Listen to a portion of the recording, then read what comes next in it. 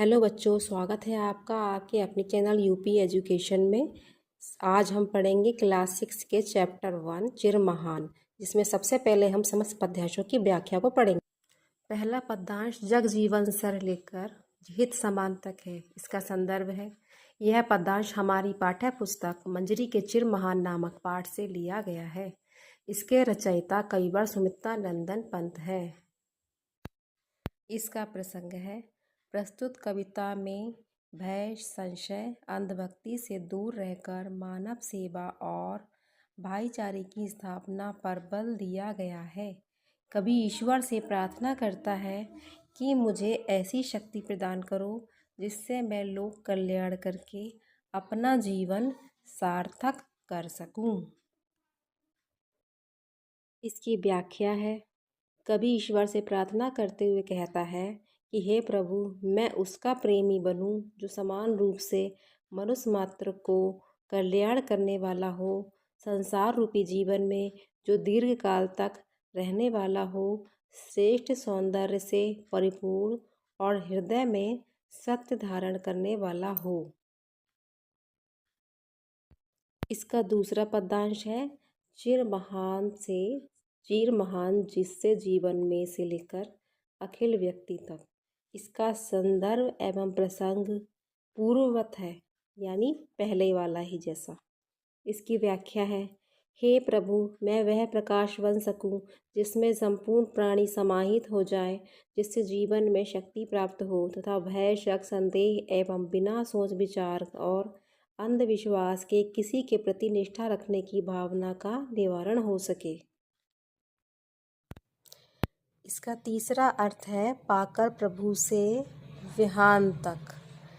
इसका भी संदर्भ एवं प्रसंग पूर्ववत है। पाकर प्रभु से विहान तक, इसका भी संदर्भ एवं प्रसंग पूर्ववत है, यानी पहले की जैसा। इसकी व्याख्या है, हे प्रभु, तुझसे संसार के मनुष्य मात्र की पूर्ण रक्षा करने का अमर दान प्राप्त कर मैं कृतज्ञ हूँ।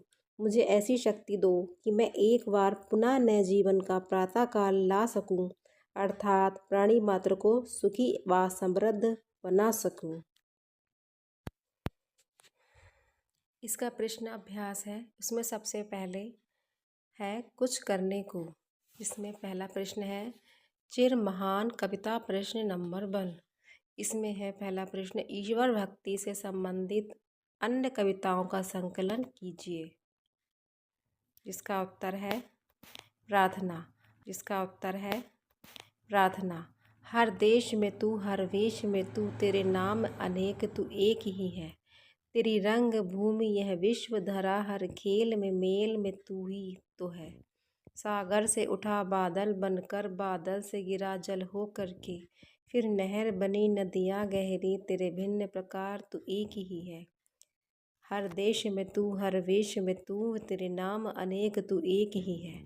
चींटी सा अणु परमाणु बना, हर जीव जगत का रूप लिया, कहीं पर्वत वृक्ष विशाल बना, सौंदर्य तेरा तू एक ही है।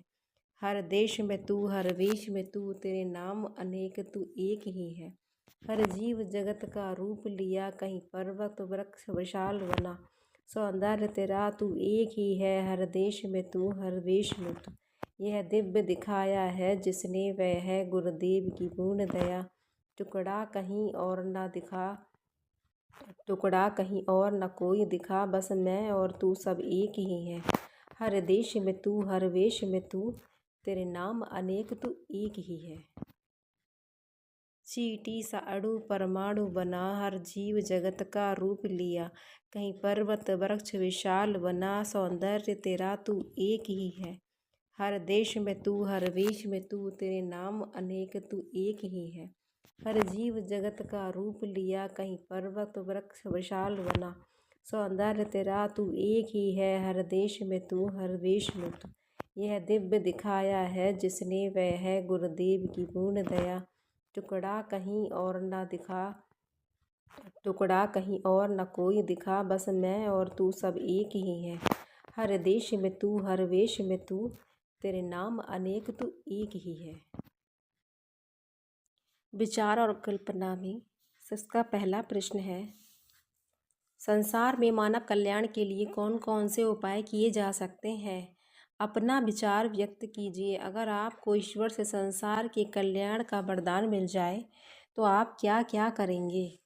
इसका उत्तर है, ऐसे अनेक उपाय हैं जो संसार में मानव कल्याण के लिए किए जा सकते हैं।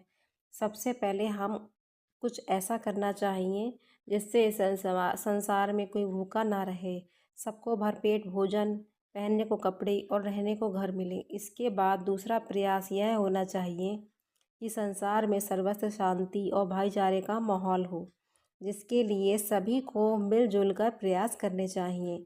अगर हमें संसार के कल्याण के लिए ईश्वर से वरदान मिल जाए तो सबसे पहले मैं गरीबों, दलितों, शोषितों, वंचितों का कल्याण करना चाहूँगा ताकि उनके जीवन में खुशहाली आ सके और वे भी समाज में सबके साथ मिलजुल कर रह सकें। हमारे समाज में बहुत विषमता आ गई है, अतः मैं प्रयास करूँगा कि समाज में समता आए, कोई गरीब ना रहे, कोई भूखा ना रहे, सभी सुखी एवं खुश रहें, कोई किसी को न सताए, सभी मिलजुल कर रहें।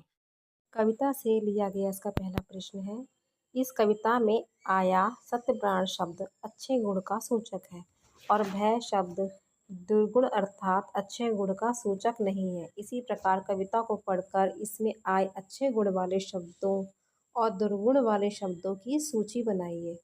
इसका उत्तर है, अच्छे गुण वाले शब्द हैं सत्यप्राण, महान, सौंदर्यपूर्ण, प्रेमी, हित, शक्ति, प्रकाश, अमर, दान, परित्राण और नवजीवन।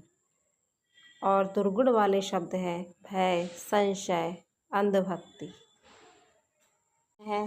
निम्नलिखित पंक्तियों का भाव स्पष्ट कीजिए। इसमें पहली पंक्ति है, जग जीवन से कर सत्य प्राण। इसका भाव है, जो संसार रूपी जीवन में दीर्घकाल तक रहने वाला, श्रेष्ठ सौंदर्य से परिपूर्ण और हृदय में सत्य धारण करने वाला हो।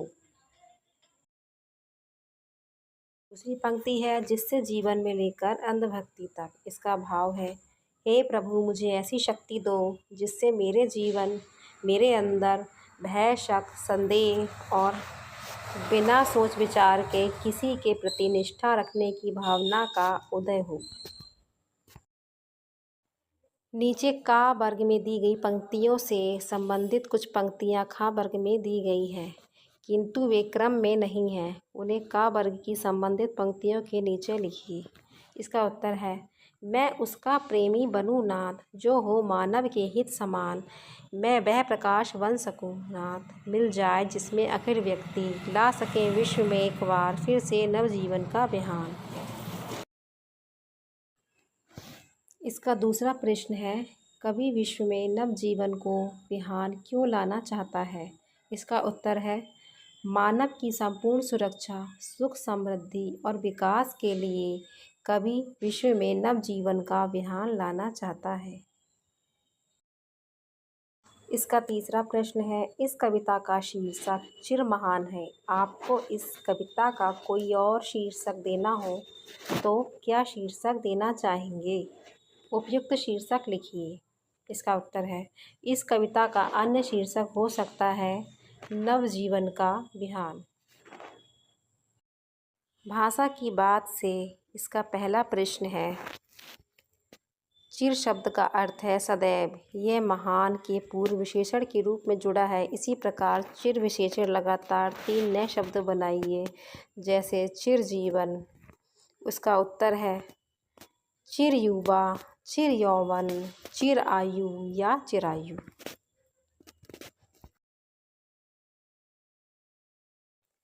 हेलो फ्रेंड्स, अगर आपको ये वीडियो पसंद आया हो तो वीडियो को लाइक करिए और मेरे चैनल को सब्सक्राइब करिए। धन्यवाद।